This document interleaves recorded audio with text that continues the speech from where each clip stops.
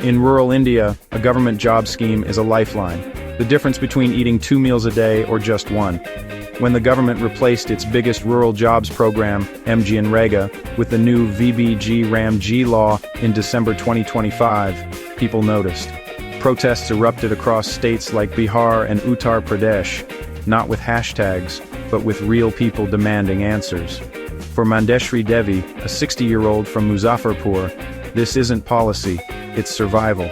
She joined hundreds in protest when work stopped and wages went unpaid. Local officials told them to wait for new instructions under the new law, maybe 6 months. For families, that's an eternity. These aren't activists, they're farm laborers, construction workers, and mothers fighting for the program that once fought for them. In Siddipur, Uttar Pradesh, Gokaran Prasad saw work dry up, with officials blaming technical issues as the new system rolled out. For workers, the reason doesn't matter. No work means no pay. Protests are growing, with figures like economist Jean Drèze joining sit-ins. The demand, bring back our work, repeal the new law. This isn't a simple update, it's a shift that's turned a right into a maybe. The law was rushed through Parliament in 5 days, with almost no public debate. Critics point out that a law affecting hundreds of millions passed without hearing from those it serves. Now, those people are making their voices heard, not in Parliament, but on the sun-baked roads of rural India.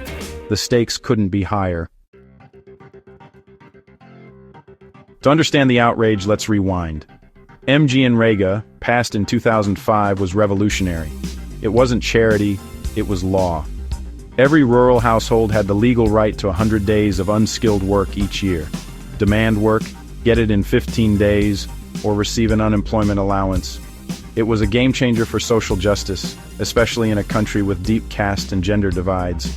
At least a third of jobs were reserved for women, but in practice women made up over half the workforce, gaining income and dignity. Nearly 40% of workers came from scheduled castes and tribes, making it a crucial safety net for the marginalized. MGNREGA empowered local communities. Village councils decided what projects were needed, giving people a say in their own development. Projects focused on water conservation, tree planting, and drought-proofing. Massive investments in climate adaptation. Most importantly, MGNREGA set a wage floor, giving laborers bargaining power. If private employers offered low pay, workers could choose MGNREGA instead. This forced better wages and conditions across rural India. It wasn't just a job scheme, it was a rights-based law that empowered the poor, promoted gender equality, and protected the environment. It strengthened local democracy and reshaped the rural economy. For millions, it was a big deal. That's why its loss stings so deeply. Enter VBG-RAM-G, the government's upgrade. It promises 125 days of work per household, up from 100. More days, more money, on paper a win.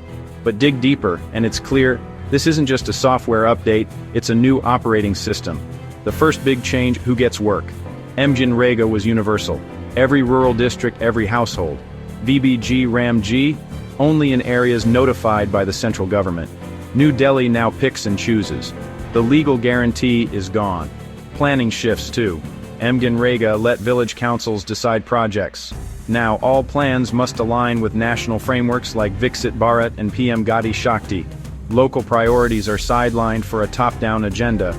The power to shape villages moves from locals to bureaucrats in the capital. There's also a mandatory 60-day no-work period during peak farming season. The government says this ensures labor for agriculture, but critics argue it weakens workers' bargaining power. Without the option of guaranteed work, laborers are at the mercy of wealthy landowners. The new law promises more days, but at the cost of rights and local control. For many, that's no upgrade at all. It's a fundamental shift in who holds power. The biggest change? The loss of the legal guarantee. Under MGNREGA, anyone who demanded work got it. The budget followed the people. Now, with VBG-RAM-G, the central government decides which areas qualify. A universal right becomes a selective privilege. Families in non-notified districts lose their safety net overnight. This isn't just a tweak, It's the end of the guarantee in employment guarantee. For decades, activists fought for the right to work as a fundamental right. MGNREGA was a step toward that. The new law reverses this, turning a right into a government handout that can be given or taken away.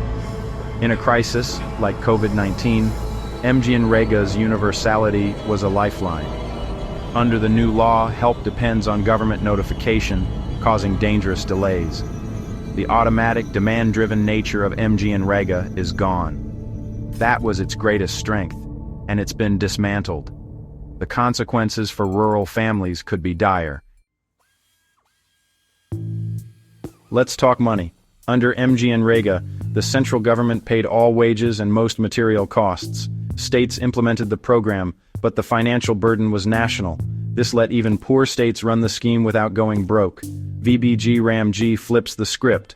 Now the center pays only 60% of costs. States must cover 40%. For most states, this is a massive new expense. In Karnataka, for example, the state's burden would quadruple to maintain the same level of employment. States may have to cut health, education, or nutrition spending to pay their share. The central government also sets each state's budget cap. If a state exceeds it, they pay 100% of the extra cost. This creates an incentive to suppress demand for work, not expand it.